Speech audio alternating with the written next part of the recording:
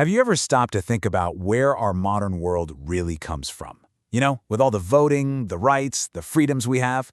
Well, it didn't just happen by accident. It was actually built, piece by piece, on a set of really powerful revolutionary ideas. So today, let's dive into what is basically the source code for our entire society. For most of human history, that question had a super simple answer. Nothing, right? A king, an emperor, some single all-powerful ruler, they had all the power. End of story. But a few hundred years ago, during a time we now call the Enlightenment, some very smart, very brave thinkers started asking a pretty dangerous question. What if an idea was stronger? And the answer they found was, yeah, an idea. An idea can absolutely be more powerful. It can topple thrones, and it can build entire nations from scratch. The Enlightenment was this incredible revolution in thinking that just swept across Europe back in the 17th and 18th centuries. And it was all about one thing, using reason and logic to challenge all the old ways of doing things. And maybe the most radical, the most mind-blowing idea of them all was this brand new focus on the individual. See, before this, your whole life was pretty much defined by your family or what social class you were born into or who your king was. But the Enlightenment came along and said something totally different. It said, you matter. Thinkers like John Locke came up with this game-changing concept called natural rights. Get this, it means you are born with certain rights that nobody, not a king, not a government, nobody can take away from you. The right to be alive, the right to be free, and the right to own your own things. These aren't gifts from a government, they're yours just because you're a human being. And that idea leads straight to individualism. It's the belief that you, as one person, are unique, you are important, and you have the freedom to choose your own path in life. And that idea? That's the bedrock of modern democracy. It's the whole reason why your single vote in an election is so important. Your voice, your opinion, your choice, it all has real value. Okay, so if every single individual matters, then it follows that everyone has to be treated fairly, right?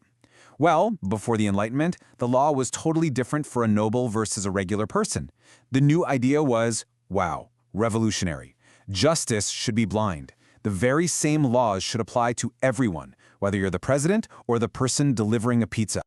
So if you've got this new foundation, built on individuals and their rights, you can't just slap the same old kind of government on top. It won't work.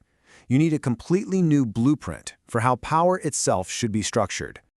So first question for the new blueprint. Where does a government get its power? The Enlightenment's answer was amazing. Popular sovereignty. It's kind of a fancy term, but it means something really simple. The people are the boss. A government is only legit if the people, the citizens, give it permission to rule them. This was a total 180, a complete flip of how power worked. The old idea was something called divine right, the belief that God literally put the king on the throne. The new idea, a government can only rule with the consent of the governed. If the people don't agree to be ruled, then that government has zero real power.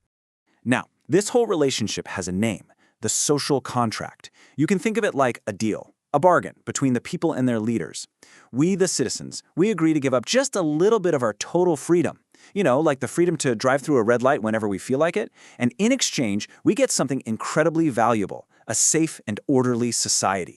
And here's that deal broken down. Step 1. We, the citizens, agree to follow the laws so that society doesn't just descend into total chaos. Step 2, in return, the government's entire job, its whole reason for existing, is to protect our natural rights, our life, our liberty, our property. See? The two-way street. Both sides have a part to play. But this brings up a huge question. How do you stop this new, powerful government from getting out of control and becoming just like the tyrants you got rid of? Well, a French thinker named Montesquieu really zeroed in on this problem. He knew that power tends to corrupt people.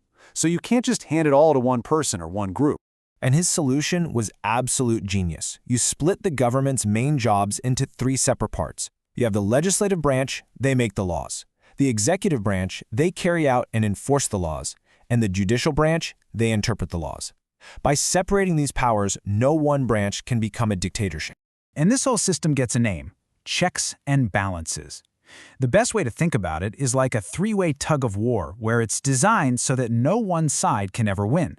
Each branch has specific ways to check or to limit the power of the other two. This creates a balance, making sure that power stays shared and no one group can ever take over. Okay, so we've got a government that's built on the power of the people, and it's designed to protect our rights. But what are the ground rules? What do we need day to day to make sure a free society can actually function? Well, first and foremost, you absolutely need freedom of speech and a free press. And why is that so important?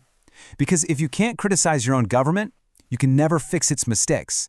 It's the ultimate tool for keeping leaders honest and for making sure that our problems get solved out in the open instead of being hidden away in the dark. Next up, religious tolerance. Thinkers like Voltaire argued pretty convincingly that forcing everyone to believe the exact same thing just leads to endless conflict. So what's the solution? The separation of church and state. It means the government can't tell you what to believe, and your faith is your own private business. This is what allows people from tons of different backgrounds to live together peacefully. And finally, none of this works without education. This is why you go to school. Seriously. The Enlightenment thinkers were convinced that educated citizens could understand their rights, they could make smart choices when they vote, and they could work together to keep building a better, more just world for the next generation. Now, here's the best part. These weren't just nice theories that people wrote about in books. They became the actual instruction manual for building new countries. These ideas were written word for word into foundational documents like the U.S. Constitution and the Bill of Rights.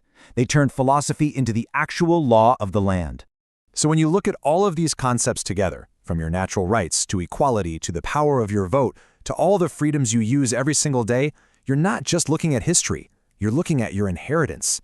These are the ideas that built the world you're living in right now. These principles have been our guide for centuries, but the story is not over, not even close. So the question for all of us now is, what comes next? What are the new ideas that are going to define freedom and democracy for the next generation? And what part are you going to play in shaping them?